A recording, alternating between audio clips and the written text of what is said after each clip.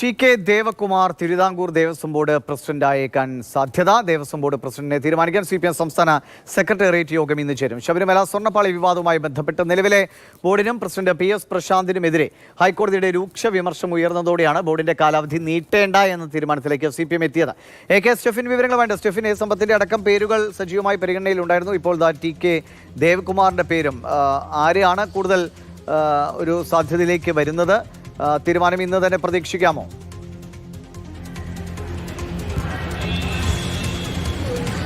ദിവിശ, തീർച്ചയായിട്ടും ഇന്ന് തന്നെ ഒരു പക്ഷേ തീരുമാനം പ്രതീക്ഷിക്കാം. മുഖ്യമന്ത്രിയുടെ അഭാവത്തിൽ ചേരുന്ന സെക്രട്ടേറിയറ്റ് യോഗമാണ് എന്ന തീരുമാനത്തിലേക്ക് എത്തുമെന്നുള്ളതാണ് ഏറെ നിർണായകം. ഇപ്പോൾ AK സെൻട്രലിൽ ഈ യോഗം പുരോഗമിച്ചുകൊണ്ടിരിക്കുകയാണ്. പ്രധാനമായും രണ്ട് പേരുകളാണ്. ആലപ്പുഴയിൽ നിന്നുള്ള നേതാവ് ടി.കെ. ദേവകുമാർ, അദ്ദേഹം മുൻ MLA ആണ്. അതോടൊപ്പം തന്നെ കയർഫെഡിന്റെ ചെയർമാനായിരുന്നു. അതോടൊപ്പം സമ്പത്ത്, മുൻ ആറ്റിങ്ങൽ MP, അദ്ദേഹത്തിന്റെ പേരും സജീവമായിട്ട് പരിഗണനയിലുണ്ട്.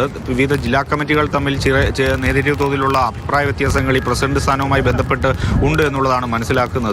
അതെല്ലാം മാറ്റിവെച്ചുകൊണ്ട് വേണം ഒരു പേരിലേക്ക് എത്താൻ. അതിനുവേണ്ടിയുള്ള ചർച്ചകളാണ് ഇപ്പോൾ AK സെൻട്രലിൽ പുരോഗമിക്കുന്നത്. CPIക്കും ഒരു ദേവസ്വം ബോർഡ് അംഗത്തെ നിയോഗിക്കാനുള്ള അവകാശമുണ്ട്. അതുകൊണ്ട് തന്നെ അവർ കഴിഞ്ഞ സെക്രട്ടേറിയറ്റ് യോഗത്തിൽ വിളപ്പിൽ രാധാകൃഷ്ണനെ അത്തരത്തിൽ തീരുമാനമെടുത്ത് ദേവസ്വം ബോർഡ് അംഗമായി നോമിനേറ്റ് ചെയ്തിരുന്നു. അതുകൊണ്ട് തന്നെ ഇനി എന്ത് തീരുമാനം CPMന്റെ സംസ്ഥാന സെക്രട്ടേറിയറ്റ് യോഗത്തിൽ ഉണ്ടാകുമെന്നുള്ളതാണ് ഏറെ നിർണായകം. അല്പസമയത്തിനകം തന്നെ അതിൻ്റെ വിവരം പുറത്തു വരും.